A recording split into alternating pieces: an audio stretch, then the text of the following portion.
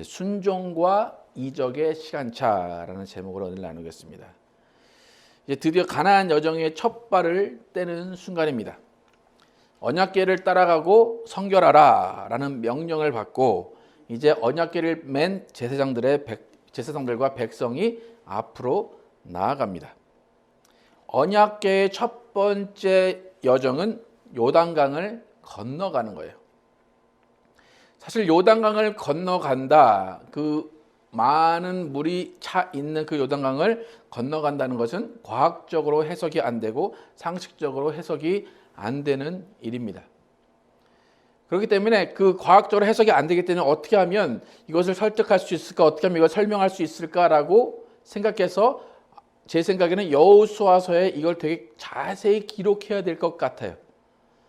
너희가 잘 몰라서 그런 거지만 이게 하나님의 기적이 이렇게 일어난 거야 라고 자세히 기술해야 될 것 같은데, 잘 보시면 요단강 건너간 것은 한 5절로 끝나버려요.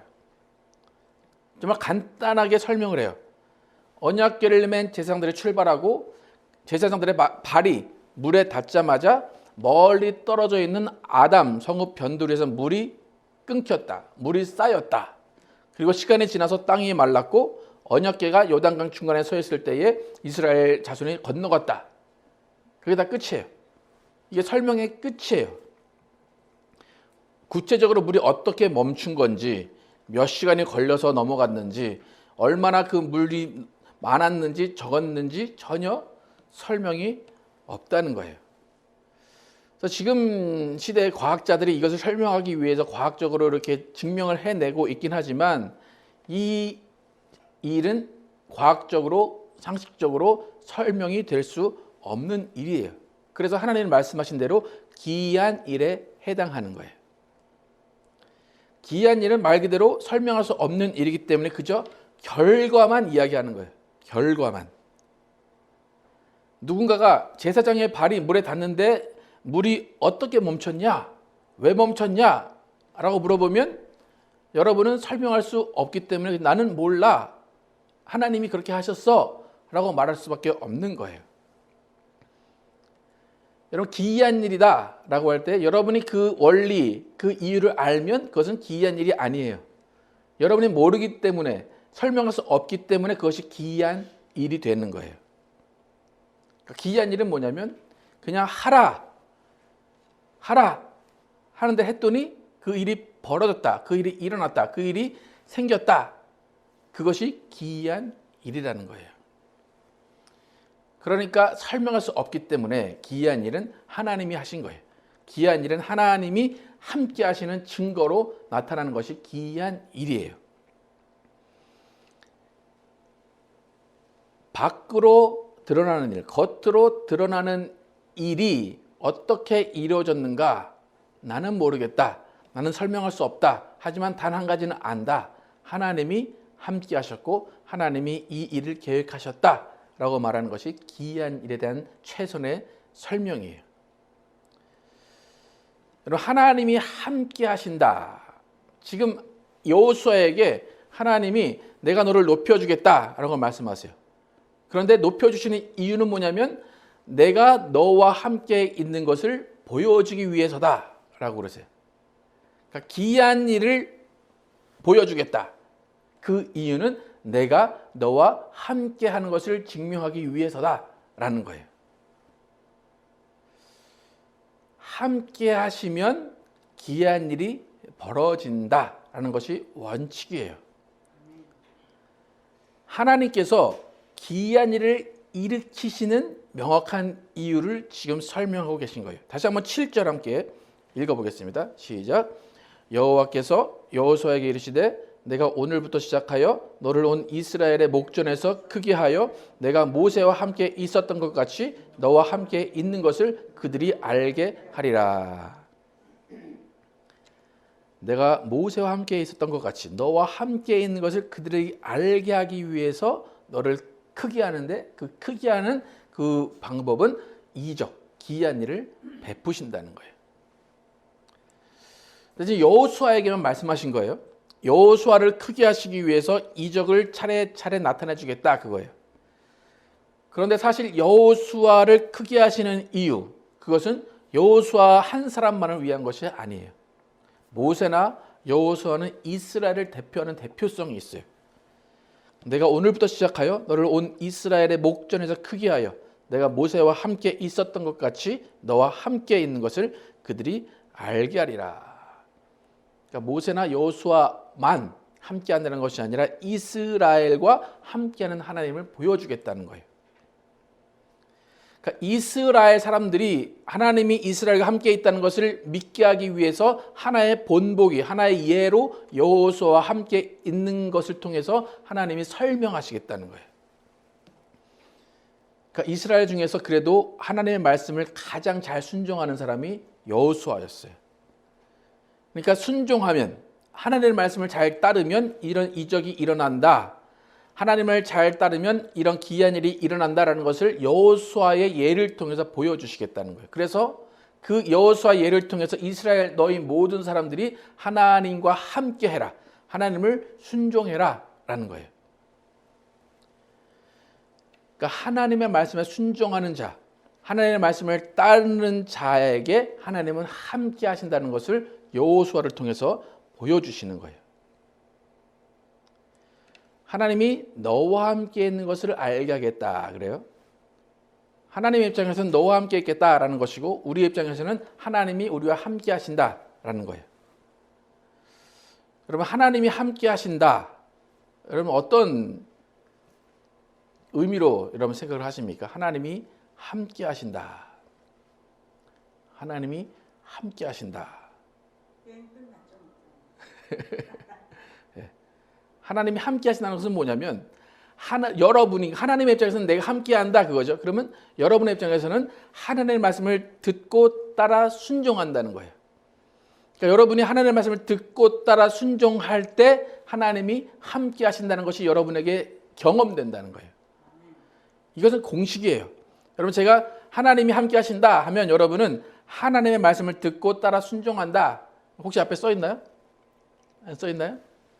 그렇게 한번 말씀해 보실래요? 하나님이 함께 하신다 제가 말하면 여러분은 하나님의 말씀을 듣고 따라 순종한다. 그렇게 한번 대답을 해보세요. 제가 하나님이 함께 하신다 그러면 여러분은 어떤 의미예요? 하나님의 말씀을 듣고 따라 순종한다. 예. 내가 만약에 나는 하나님이 함께 하셔 라고 말하면 그것은 무슨 의미라는 거예요? 나는 하나님의 말씀을 따라 듣고 순종하고 있어, 그거예요. 많은 사람들이 하나님이 나와 함께 하신다 이것을 어떻게 착각하냐면, 하나님 나를 도우셔, 하나님 나를 따라오셔, 하나님 내 말을 잘 들으셔, 그거로 착각한다는 거예요. 하나님이 나와 함께 하신다 이것은 하나님의 입장에서 생각하는 것이 아니라 우리의 입장에서 생각해야 돼요. 우리가 하나님의 말씀을 따라 순종하는 그것이 하나님이 함께 하신다는 거예요. 그러니까 여러분이 하나님과 함께 하려면 여러분은 하나님의 말씀을 듣고 따라 순종해야 된다는 거예요. 많은 사람들이 기이한 일은 보고 싶어요. 이적은 보고 싶어요. 그런데 하나님과 함께하는 것은 싫어요. 다른 말로 순종하기를 싫어한다는 거예요. 하나님께 순종해라 라고 하는데 많은 사람들이 하나님을 조종하고 싶어요. 하나님 이리로 오십시오, 저리로 오십시오, 하나님 이걸 해결해 주십시오, 왜 이걸 해결 안 해주십니까? 우리는 하나님께 순종하는 사람이지 하나님을 조종하는 사람이 아니라는 거예요. 이스라엘이 40년 동안 광야 생활을 했어요. 그 이스라엘의 40년 광야 생활은 순종을 가르치신 거예요. 하나님의 말씀을 따르면 이렇게 될 수 있어, 하나님의 말씀을 따르지 않으면 이렇게 돼 라고 순종을 가르치신다는 거예요. 하나님을 조종하는 것과 하나님을 순종하는 것은 거의 겉으로 보면 비슷해요. 하나님을 조종하려는 사람도 하나님께 무릎 꿇어요. 기도해요. 하나님을 조종하는 사람도 하나님께 외쳐요. 근데 그 결과는 너무나 다르다는 거예요. 어떤 사람이 하나님을 조종하려고, 하나님 일로 오십시오, 저리로 오십시오, 내 얘기를 들으십시오 라고 기도를 해요. 그럼 하나님 또 자비롭고 사랑스러우셔서 그걸 들어주세요. 그 일을, 기이한 일을 또 나타내세요. 그런데 순종한 사람과 아닌 사람의 차이는 뭐냐면, 조종해서 하나님이 기이한 일을 일으켜 주신 그 사람은 하나님의 기이한 일을 통해서 순종을 배우는 것이 아니라 교만해진다는 거예요. 하나님의 기이한 일을 잊어버려요. 여러분, 이스라엘 출애굽 1세대들은 홍해를 가르치고 만나와 메추라기를 먹이신 것을 경험했어요. 그 기이한 일을 경험했는데 결국 어떻게 돼요? 하나님을 버려요. 하나님께 순종하지 않아요. 나 가나안 안 갈래. 그래요. 기이한 일을 통해서 순종을 해야 되는데 기이한 일을 통해서 오히려 하나님을 조종하려고 한다는 거예요.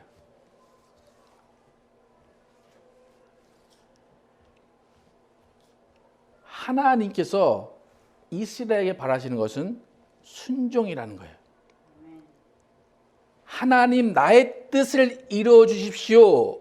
그것이 아니라 하나님 내가 하나님의 뜻에 맞게 살아가겠습니다. 그거예요. 정말 기적 같은 일이 벌어졌다면 그 일을 통해서 그 다음의 인생은 하나님께 순종하고 말씀을 따라 사는 삶을 살아야 되는데 많은 사람들이 한 번 이적을 경험하면 그 다음에 어떻게 돼요? 더 큰 이적을 바라고 또 더 큰 이적을 바라면서 욕심만 생긴다는 거예요.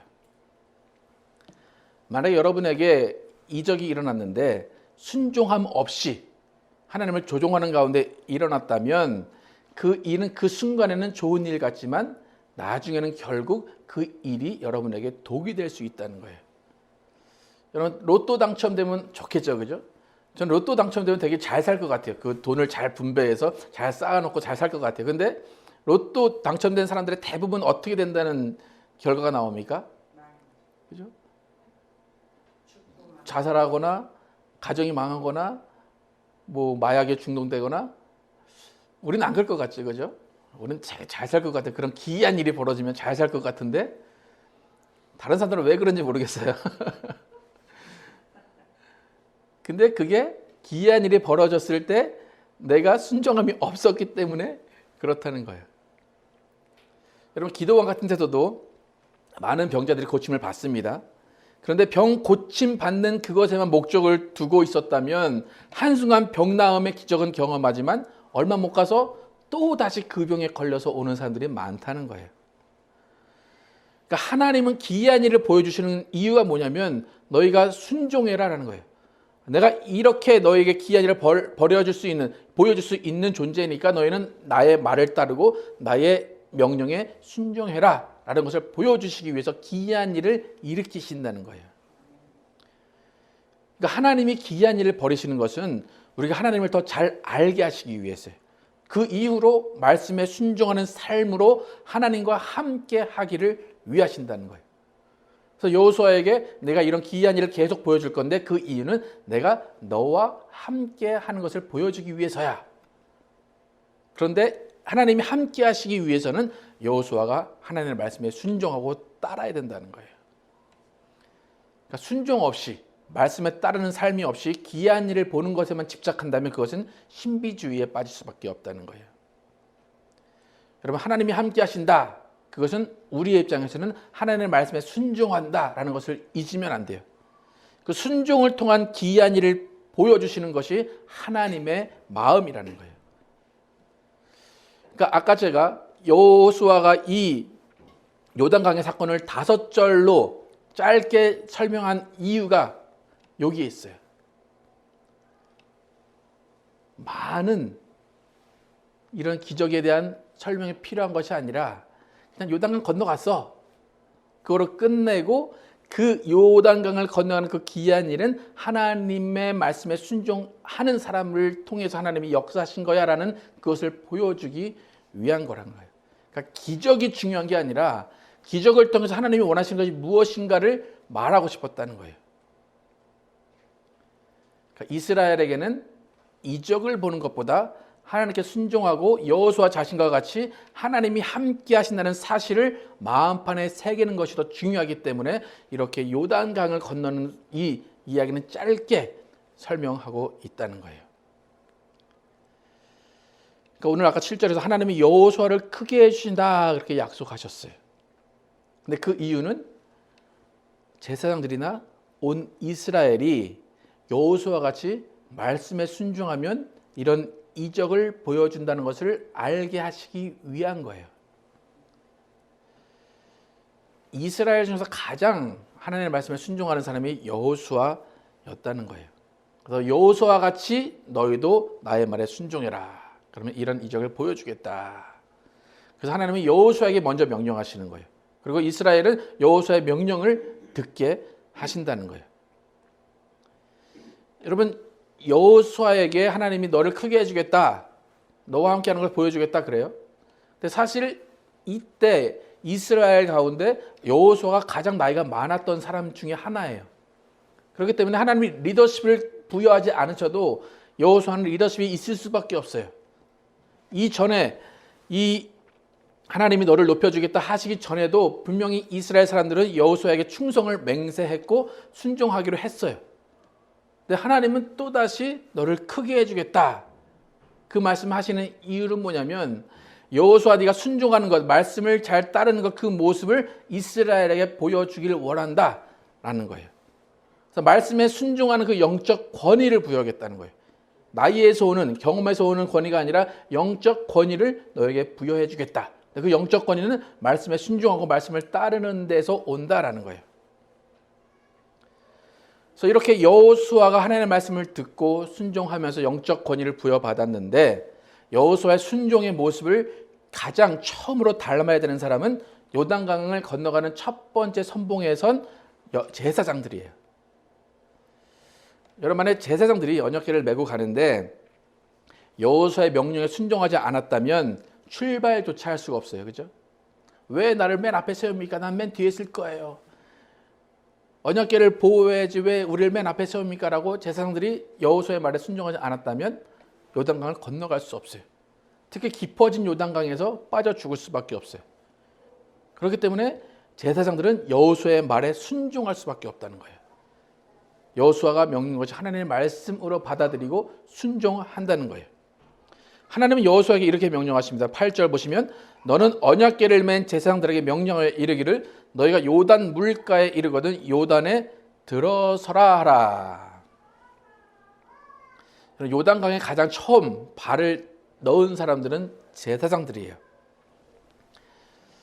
언약궤의 무게가 약 한 80kg에서 많게는 200, 300kg까지 된다 그래요. 근데 4명이 들었을 가능성이 큰데, 여러분 혹시 장례식 그런 데서 관 들어보신 분 혹시 있으십니까? 네. 쉽습니까?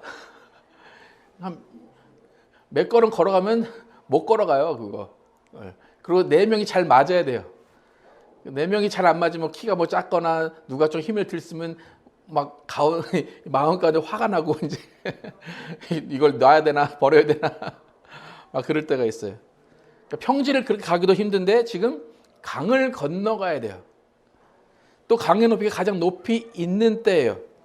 바닷가 뱃사전처럼 쫙 경사가 완만한 것이 아니라 울퉁불퉁한 때일 거예요. 또 바로 낭떠러지가 될 수도 있어요. 그러니까 100kg가 넘는 언약궤를 지고 있고 요단강에 발을 넣는다. 결코 쉽지 않은 일이에요. 최소 4명의 제사장들이 마음의 순종함, 마음의 말씀을 지키는 것이 없었다면 이루어질 수 없다는 거예요. 그러니까 더 황당한 것은 뭐냐면 8절에 요단강에 들어서라 그렇게 표현을 해요. 근데 영어 성경에 보면 요단강에 들어서라를 go and stand in the river라고 써있어요. 지금 물이 철철 넘치고 있어요. 근데 어떤 명령이에요? Go and stand in the river. 요단강이 갈라지지 않은 상황이에요. 물살이 흐르고 있어요. 그런데 거기에 들어가서 강 안에 서 있어라. 그래요. 아마 수심 깊은 곳은 2m도 됐을 것이고 3m도 됐을 거예요. 근데 100kg가 넘는 법궤를 쥐고 들어가 서 있어라. 그것이 명령이에요. 여러분 어떻습니까? 이 명령을 여러분이 받았다면 순순히 걸어 들어가겠습니까? 어떻습니까? 일단 들어가 보죠. 근데 가서 서 있으라. 이 명령이 여러분 좀 합당하다고 생각하십니까? 어떻습니까? 지금 우리는 요단강이 멈췄다라는 것을 이미 사전 지식으로 알고 있기 때문에 요단강 밟으면 이제 멈출 건데 그게 두려워하겠지만, 이 제사장들의 입장에서는 요단강을 들어가서 서 있어라 하는 것은 엄청난 공포였고 엄청난 위기의 명령이었다는 거예요. 제사장들은 요단강이 멈춰섰다는 정보를 갖고 있지 않아요. 들어가서 그게 끝이에요. 설명이 없어요. 니네가 들어갔으면 하나님이 멈추실 거야. 절대 그런 말을 안 해요. 들어가서 뭐 명령이니까 들어가겠죠, 그죠? 근데 들어가서 몇 발짝 가야 될지, 언제 멈춰야 될지, 어디까지 가는 건지 전혀 설명이 없어요. 머릿속이 복잡해요. 제사장 중에 한 명이라도 야 잠깐 일단 들어왔는데 이거 뭐 물이 장난이 아니야. 우리 나가자 그랬으면 법궤가 도로 나왔을지도 몰라요. 또 발을 헛디딜 수 있고 넘어질 수도 있다는 거예요. 그럼에도 불구하고 그들은 조심스럽게 어떻게 건너가야 되는지도 모르면서 한 발짝 한 발짝 앞으로 가려고 강에 갔다는 거예요. 그런데 중요한 것은 제사장들의 발이 요단강에 닿는 순간에 어떠한 일이 벌어졌는가 한번 15, 16절 함께 읽어보겠습니다. 시작. 요단이 곡식 거두는 시기에는 항상 언덕에 넘치더라. 궤를 맨 자들이 요단에 이르며 궤를 맨 제사장들의 발이 물가에 잠기자 곧 위에서부터 흘러내리던 물이 그쳐서 사르단에 가까운 매우 멀리 있는 아담 성읍 변두리에 일어나 한 곳에 쌓이고 아라바의 바다 여매로 향하여 흘러가는 물은 온전히 끊어짐에 백성이 여리고 앞으로 바로 건널세. 제사장 넷이 이제 쭉 갑니다. 그리고 제사장의 발이 물에 잠겼다 그러죠. 여기 15절 후반에 보면 발이 물에 잠기자. 영어 성경에 보면 이 상황이 더 리얼하게 표현돼요. Their feet touched the water's edge예요. 여러분 그 목욕탕 뜨거운 목욕탕 가면 어떻게 하십니까? 그냥 물 이렇게 머리부터 담그시는 분은 없죠, 그죠? 발가락 이렇게 해가지고 뜨거운 거 이렇게 탁 그죠? 이 지금 제사장들이 그거예요. 발이 물에 터치한 거예요. 잠긴 것도 아니고 한국말은 잠겼다 이건데 터치했다는 거예요. 터치. 제사장들의 발이 물에 닿는 그 순간 흘러내리는 물이 그쳤다라고 나와요. 그런데 중요한 것은 뭐냐면 분명히 정보는 이제 입수했어요. 우리가 제사장들의 발이 닿는 순간 물이 그쳤다. 그런데 중요한 것은 어디에서 그쳤는가가 중요해요. 물이 어디에서 그쳤는가. 어디에 나왔다고 그래요? 매우 멀리 있는 아담 성읍에 쌓였다라고 나와요. 그림 보시면 제가 친절하게 그림을 준비했어요. 그림 보시면 지금 이스라엘 민족 여기 있어서 일로 건너가요. 여기서 이제 제사장들이 발을 담근 거예요. 근데 아담이라는 것은 여기 있어요. 물이 닿는 순간 아담에서 물이 끊겼다 그래요. 이렇게 보시면 아담하고 이 건너는 이 쪽하고 어느 정도 길이가 된다고 생각하십니까? 이 길이가 그러니까 직선으로 그냥 이렇게 아담에서 이렇게 직선으로만 가면 20km래요. 20km면 여기서 그 템플까지가 20km예요. 그런데 이렇게 꾸불꾸불하잖아요. 이렇게 되면은 직선은 20km지만 이 길이는 70km에서 80km라고 그래요. 70km, 80km면 어스틴 남부 정도 돼요. 발이 물에 딱 닿았어요. 근데 물이 끊겼대요. 근데 어디서 끊겼어요? 어스틴 남부에서 끊긴 거예요. 그러면 여러분은 이게 여러분이 제사장이 생각하시고 발에 물이 딱 닿았어요. 근데 하나님은 끊겼다고 했는데 여러분은 끊긴 걸 알 수 있을까 없을까요? 모르는 거예요. 계속 물은 흐르고 있는 거예요. 이게 끊겨야 되는데 왜 안 끊기지? 근데 go in the river, go and stand in the river. 안 끊기는 데를 계속 가는 거예요. 근데 물은 이만큼 넘쳐 있어요. 법궤는 메고 있어요. 계속 가는 거예요. 여러분 같으면 갈 수 있을까요? 한 걸음 가도 물이 줄지 않아요. 두 걸음 가도 물이 줄지 않아요. 분명히 뭔가 있긴 할 텐데 아무 일도 일어나지 않아요. 근데 그 순간 물은 분명히 멈췄어요. 그죠? 하나님은 물을 멈추게 하셨다는 이적을 분명히 일으키셨어요. 근데 제사장이나 이스라엘은 그 물이 멈춘 것을 볼 수가 없었다는 거예요.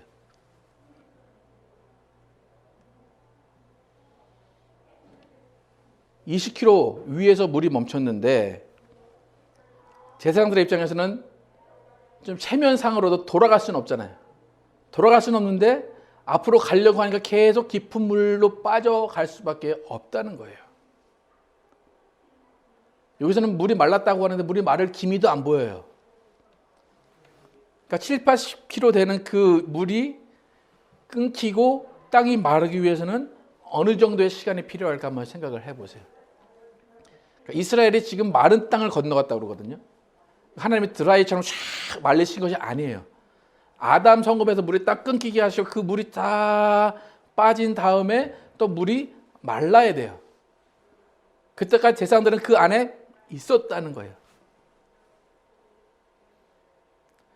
그러니까 과학자들의 연구에 의하면 이 물이 왜 끊겼냐, 어떻게 끊겼냐, 과학자들이 어떻게 연구하냐면 이 아담 지역에 지진이 일어나서 땅이 이렇게 갈라졌을 가능성이 있다. 그래서 물이 오다가 다 그 밑으로 빠졌다. 그렇게 가능성이 있고, 하나는 뭐냐면 이 요단강과 야복강이 만난대요. 그 아담 지역에서. 그래서 이 야복강에서 온 물이 겹쳐서 물끼리 충돌해서 그 물끼리 충돌하면서 흙이 쌓이고 그래서 거기서 물이 멈췄다. 뭐 그렇게 설명하기도 해요.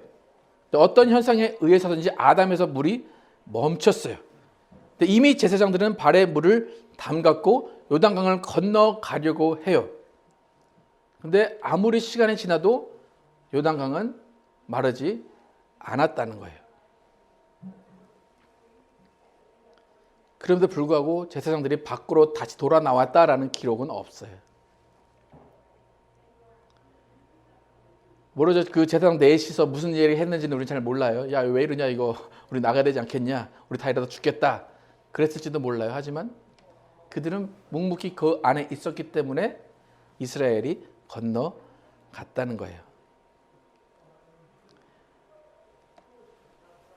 여호수아의 순종을 닮아서 여호수아에게 하나님이 너에게 이적을 베풀어 주겠다, 내가 너와 함께하는 걸 보여주겠다라는 것의 첫 번째 적용 사례인 제사장들이 그 말을 듣고 들어가 서라 하는 그 명령에 순종해서 그 안에 서 있을 때 하나님은 일하셨고, 하나님의 일은 보이지 않는 가운데 제사장들은 기다렸다는 거예요.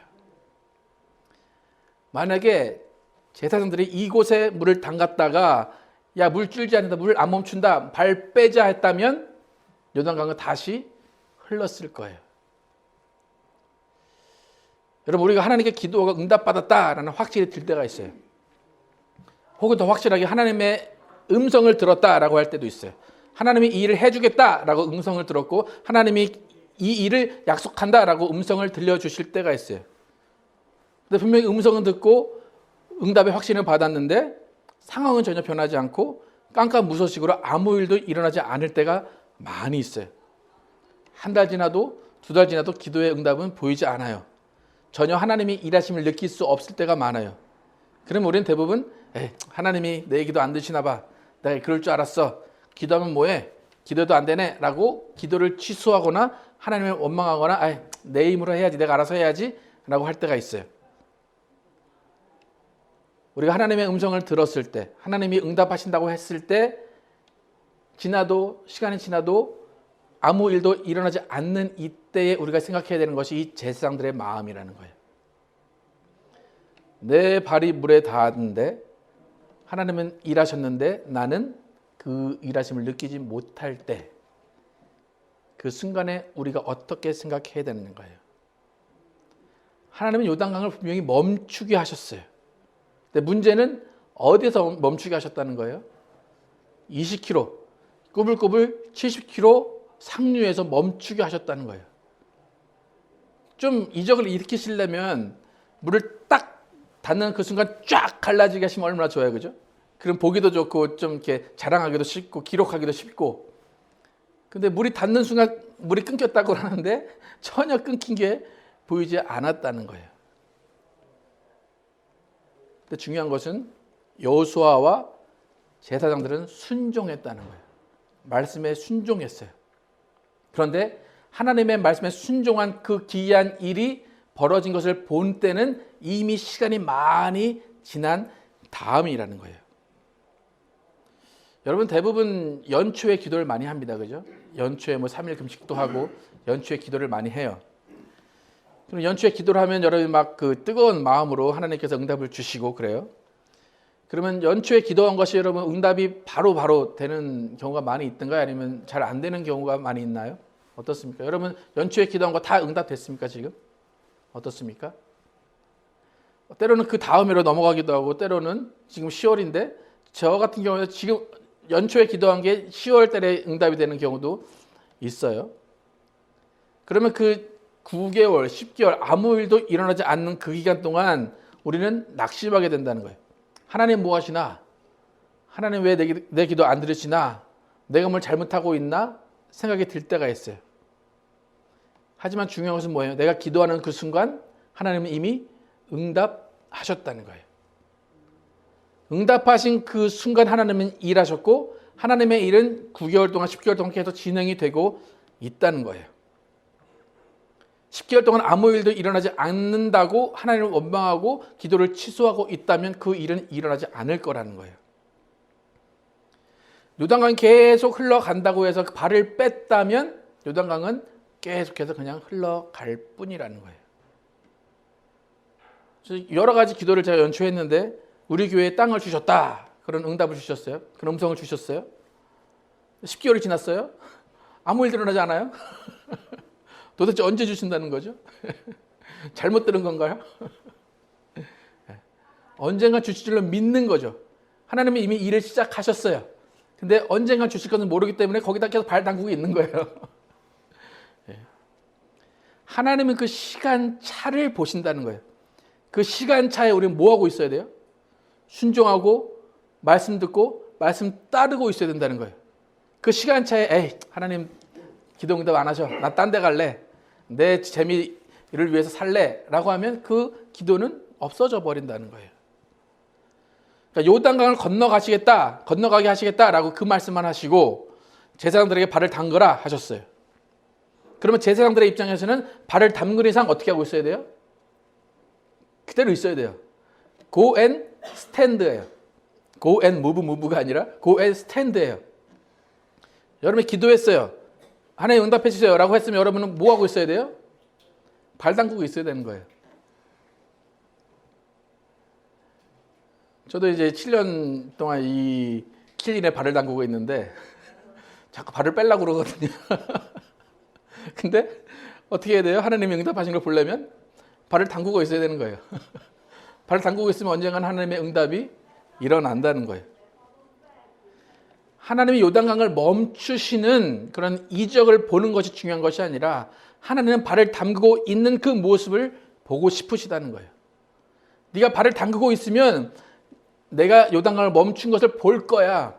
난 이미 네가 발을 요단강 물에 터치할 때 나는 일을 시작했어. 그러니까 너는 그냥 요단강 물에 발을 담그고 있어. 그럼 내 기이한 일을 볼 거야 라는 거예요. 하나님의 마음이 얼마나 조마조마했을까. 그 제사장들이 발 딱 담갔는데 아무 일도 없어서 돌아갔으면 이스라엘은 요단강을 못 건너가는 거예요. 그럼 하나님은 기이한 일을 보여주실 기회를 잃어버리시는 거예요.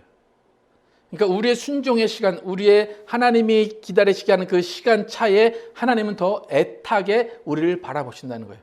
조금만 더 참아라. 조금만 더 발을 담그고 있어라. 그거예요.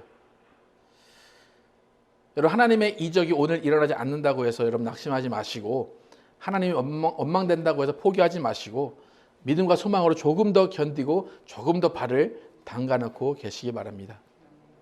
하나님께 기도해서 하나님의 일하시는 보기로 작정했다면 그 작정한 그것에 발 담그고 빼지 마시기 바랍니다.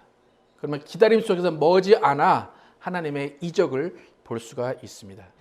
우리 모두는 하나님이 우리를 연단하시는 그 시간에 순종하시기 바랍니다. 연단하시는 그 시간에 하나님의 말씀을 따라 사시기 바랍니다.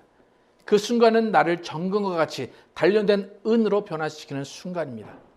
그 순간에 우리가 하나님을 의지하고 하나님께 나아가고 있다면 하나님이 함께 하시는 큰 경험을 하게 될 것입니다.